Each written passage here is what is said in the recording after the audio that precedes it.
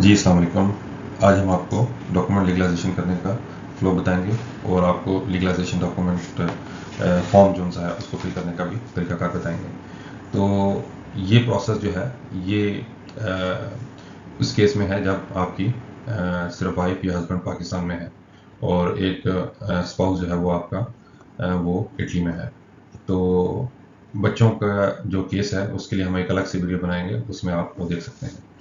तो पहले स्टेप में फर्स्ट स्टेप में आपने क्या करना है, आपने अपने डॉक्यूमेंट्स यूनियन काउंसिल और नादरा से हासिल करने हैं और वो कौन से डॉक्यूमेंट हैं वो उनकी वेबसाइट पे चेकलिस्ट बनी हुई है, उससे आपको पता चल जाएगा। उसके लिए भी हम एक अलग से वीडियो बनाएंगे कि कौन से डॉक्यूमेंट्स रिक्वायर्ड है फैमिली रियूनियन वीज़ा के लिए। सेकंड स्टेप के अंदर अपने तमाम डॉक्यूमेंट्स आपने मूफा से, मिनिस्ट्री ऑफ फॉरेन अफेयर से अटैच करवाने हैं। हर डॉक्यूमेंट के ऊपर वो एक क्यूआर कोड लगा देंगे और वो क्यूआर कोड आपको बहुत हेल्प करेगा। इवन आप जब इटली में होंगे तब भी आप चेक कर सकते हैं कि आपके डॉ रिकॉर्ड जो है वो मूफा के पास पड़ा हुआ है, या इवन आप इटली में आके भी कहीं और जाना चाहते हैं जहाँ पे लीगलाइजेशन की ज़रूरत है या वेरिफिकेशन की ज़रूरत है, तो वो एम्बेसी इस क्यूआर कोड से ही आपके डॉक्यूमेंट्स चेक कर सकती है। तो ये क्यूआर कोड ही इटालियन एम्बेसी भी इन्हीं को यूज़ करके आपके डॉक्यूमेंट्स की वेरिफिकेशन करेगी जब आप उनसे अपॉइंटमेंट लेंगे। तो थर्ड स्टेप में आपने तमाम डॉक्यूमेंट्स जो मूफा से अटेस्ट हो चुके हैं उनकी ट्रांसलेशन करवानी है, और किन से ट्रांसलेशन करवानी है उनकी भी लिस्ट इटालियन एम्बेसी की वेबसाइट पे अवेलेबल है कि कौन कौन से वैलिड और ऑथेंटिक ट्रांसलेटर्स हैं। फोर्थ स्टेप के अंदर आपने इटालियन एम्बेसी इस्लामाबाद या कॉन्सुलेट इटालियन कॉन्सुलेट इन कराची से आपने अपॉइंटमेंट लेनी है, और इस अपॉइंटमेंट में आपने अपने डॉक्यूमेंट्स लीगलाइज करवाने हैं।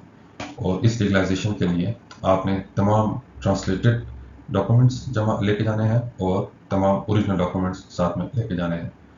और इसका तरीकाकार हम आपको बाद में बताएंगे कि कौन कौन से डॉक्यूमेंट्स आपने अटैच करने हैं for the legalisation. Next step के अंदर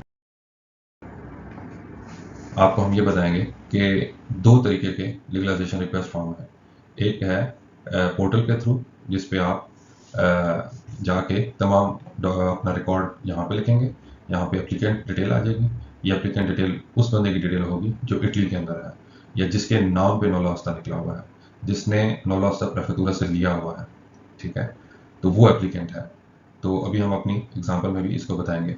तो दूसरा जो लीगलाइजेशन रिक्वेस्ट फॉर्म है वो मैनुअल है। तो मैनुअल के केस में आपने बिल्कुल ये जो डिटेल यहाँ डालेंगे वही वहाँ डालनी है। तो बेहतर यही है, सबसे पहले आज हम देखते हैं कि मैनुअल फॉर्म कैसे फिल करना है। ये मैनुअल फॉर्म है, लीगलाइजेशन रिक्वेस्ट फॉर्म। इसके अंदर आपने जो फर्स्ट स्टेप है उसके अंदर आपने नाम और सरनेम लिखना है। जैसे यहाँ पे सलमान हैदर है, फिर उनकी डेट ऑफ बर्थ आ जाएगी और उसके बाद फिर उनका प्लेस ऑफ बर्थ आ जाएगी यहाँ पे, और फिर डेट ऑफ बर्थ आ जाएगी। फिर आपने उनका पासपोर्ट और कहाँ से इशू हुआ है वो आपने लिखना है, गवर्नमेंट ऑफ पाकिस्तान से। सिटीजनशिप बेशक वो इटली में रह रहे हैं लेकिन वो पाकिस्तान ही आएगी। तो आपने उनका एग्जैक्ट एड्रेस लिखना है। यहाँ पे जो आपका एप्लीकेंट है वो इटली में है तो उसको पता है कि क्या क्या यहाँ पे रिक्वायर है। यहाँ पे एग्जाम्पल के तौर पे ये लिखा हुआ है, विक्टोरिया मिनेल सेकेंड, ये उनके घर का एड्रेस है, ये उनका पोस्टल कोड हो जाएगा उस एप्लीकेंट का, सलमान हैदर का, और ये उनका सिटी है। ज़रूरी नहीं कि आप प्रोविंस और कंट्री भी लिखें यहाँ पे, क्योंकि एम्बेसी को पता है, तो आप सिटी लिखते हैं तो ये इनफ है। फिर उनका फ़ोन नंबर आ जाएगा और उनका ईमेल एड्रेस आ जाएगा। और आपने कोशिश ये करनी है जितनी भी फीलिंग हो वो कैपिटल लेटर्स में आपने लिखनी है। इसी फॉर्म के अंदर सेकंड स्टेप है जिसके अंदर उस स्पाउस की इंफॉर्मेशन आएगी या उस ऑथराइज्ड पर्सन की इंफॉर्मेशन आएगी जिसको एप्लीकेंट ने अलाउ किया हुआ है। अगर आप यहाँ पे गौर करें, यहाँ पे ऑथराइज्ड पर्सन लिखा हुआ है, तो ये वो पर्सन होगा जिसको एप्लीकेंट ने एक्चुअली ऑथराइज किया हुआ है। तो बेहतर यही है कि आप अपने स्पाउस को ही ऑथराइज करें, किसी और थर्ड पर्सन को इन्वॉल्व मत करें। उसमें काफ़ी आसानी होगी आपके केस को फ्लो करने के लिए। तो अगर आप किसी और शख्स को ऑथराइज करेंगे तो यहाँ पे मिसाल के तौर पे जो भी आपका ब्लड रिलेशन है वो आ जाता है, आपका भाई या बाप, तो उसकी इन्फॉर्मेशन यहाँ पे आएगी, फिर आपकी स्पाउस की इन्फॉर्मेशन यहाँ पे नहीं आएगी, ठीक है। तो यहाँ पे एक क्वेश्चन ये है, एम्बेसी को कैसे पता चलेगा कि ये डॉक्यूमेंट्स किसके हैं, वो हम आपको नेक्स्ट स्लाइड में बताएंगे। सो इस एग्जांपल के अंदर मैंने स्पाउस को ही यहाँ पे रखा है, तो स्पाउस का नेम आ जाएगा और फिर उनका सरनेम आ जाएगा। यहाँ पे एक चीज़ मैं आपको बताता चलूँ कि जो सरनेम है वो स्पाउस का वही रहने देता है तमाम डॉक्यूमेंट में जो कि उनका पैदाइश के वक्त था, और उनका नेम तो वैसे ही रहेगा। बाज़ ऐसी प्रॉब्लम्स में लोग फंसे हैं जहाँ पे लड़कियों ने शादी के बाद अपना सरनेम अपने हस्बैंड का नेम रख दिया, जो कि बिल्कुल गलत है और एम्बेसी ऐसे डॉक्यूमेंट्स को रिजेक्ट करती है। तो ये प्लेस ऑफ बर्थ आ जाएगा उनका, और बर्थ डेट आ जाएगी, उनका पासपोर्ट नंबर और सिटीजनशिप, और ये सारी चीज़ें आपको आइडिया है कि कैसे करनी है। फिर ये उनका एड्रेस आ जाएगा, फिर उसी इन्हीं का फ़ोन नंबर आ गया और उनका ईमेल एड्रेस आ गया। यहाँ पे एक स्टेटमेंट लिखी हुई है, it is mandatory to indicate the reason of the request and the Italian authority that shall receive these documents. ठीक है, तो इसको आप इग्नोर कर सकते हैं क्योंकि एम्बेसी को पता है कि रीज़न क्या है, क्योंकि आप लीगलाइजेशन के लिए अप्लाई कर रहे हैं, तो ये फॉर्म है ही उसके लिए। अच्छा, अब मैंने आपको सेकंड स्टेप में बताया था कि एम्बेसी को कैसे पता चलेगा कि स्पाउस कौन है, नो लॉस किसका है, क्योंकि नो लॉस अटैच है, किसके डॉक्यूमेंट्स होने हैं लीगलाइज।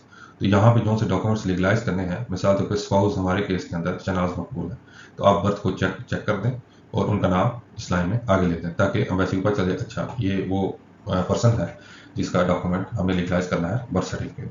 तो वो क्रॉस चेक करेंगे क्या नो लॉस भी इसी पर्सन का है, तो उनको खुद ही पता चल जाता है। फिर आपने मैरिज पे चेक करना है, और मैरिज के अंदर आपने MRC और हस्बैंड और वाइफ का नाम लिख देना है। यहाँ पे एक नोट है कि अगर आपका स्पाउस पाकिस्तान से बाहर कहीं पैदा हुआ है, जैसे सऊदीया में या USA में या कहीं और, तो उसके डॉक्यूमेंट जो बर्थ सर्टिफिकेट है उसको लीगलाइज कराने की ज़रूरत नहीं है, ना ही एम्बेसी ये एडवाइस करती है कि उसको आप लीगलाइज कराएं। अगर आप चेकलिस्ट भी देखेंगे तो उस पर क्लियरली मेंशन है कि कौन से डॉक्यूमेंट्स लीगलाइज करवाने हैं, और उसके ऊपर स्पेसिफिक लिखा हुआ है उस चेकलिस्ट के ऊपर कि ओनली नादरा जनरेटेड डॉक्यूमेंट जो है वो लीगलाइज करेगी इटालियन एम्बेसी। तो लास्ट केस में अगर डेथ वाला केस है तो ऑफ कोर्स आप यहाँ पे चेक करेंगे और यहाँ पे लिख देंगे कि कोई डेथ सर्टिफिकेट, क्योंकि हमारा फैमिली यूनियन में तो हम इन दोनों केसेस को छोड़ देते हैं। अगर इस डिवोर्स केस है यानी कि पहली बीवी है तो उसमें भी आप डिवोर्स डॉक्यूमेंट लगाएंगे, ठीक है। और डिवोर्स किसके दरमियान हुई है, यानी कि जो हस्बैंड है और उसकी एक्स वाइफ है, या वाइफ है और उसका एक्स हस्बैंड है, तो उनके नाम आ जाएंगे। तो एक्ट ऑफ डिवोर्स में उन दोनों पर्सन्स के नाम होंगे कि इनकी सेपरेशन हुई है, ठीक है। तो हमारे केस में ये दोनों केसेस नहीं है। तो नेक्स्ट में हम अदर्स पे चेक करेंगे, और जब इस पे चेक करेंगे तो यहाँ पे हमने और डॉक्यूमेंट्स क्या लीगलाइज करवाने हैं, तो FRC और निकाहनामा। FRC बाई मैरिज होगी, तो बाई मैरिज के लिए आपने सलमान हैदर और शहनाज मकबूल दोनों के नाम लिख देने हैं, और निकाहनामा भी इन्हीं दोनों पर्सन्स का है। नेक्स्ट में यहाँ पे डॉक्यूमेंट्स पे इस डॉक्यूमेंट के ऊपर आपने सिग्नेचर करने हैं। अगेन यहाँ पे वही शख्स साइन करेगा जो फॉर्मली ऑथराइज्ड है एप्लीकेंट से। तो हमारे इस एग्जांपल में शहनाज मकबूल ही ऑथराइज्ड है, तो वही यहाँ पे साइन करेंगी और वो डेट और प्लेस यहाँ पे लिख देंगी। और अगर कोई और ऑथराइज पर्सन है, ठीक है, तो यहाँ पे वो साइन करेगा। तो चाहे स्पाउस ऑथराइज पर्सन हो या कोई ब्लड रिलेशन ऑथराइज पर्सन हो, तो वो यहाँ पे साइन करेगा। और याद रहे कि उसके इस डॉक्यूमेंट के साथ आपने एक और फॉर्म भी लगाना है जिसको डेलगा कहते हैं। तो उस डेलगा को हम अपने नेक्स्ट वीडियोस में बताएंगे कि कैसे फिल करना है। नेक्स्ट पेज में लीगलाइजेशन के कुछ इंस्ट्रक्शंस और इन्फॉर्मेशन दी गई हैं।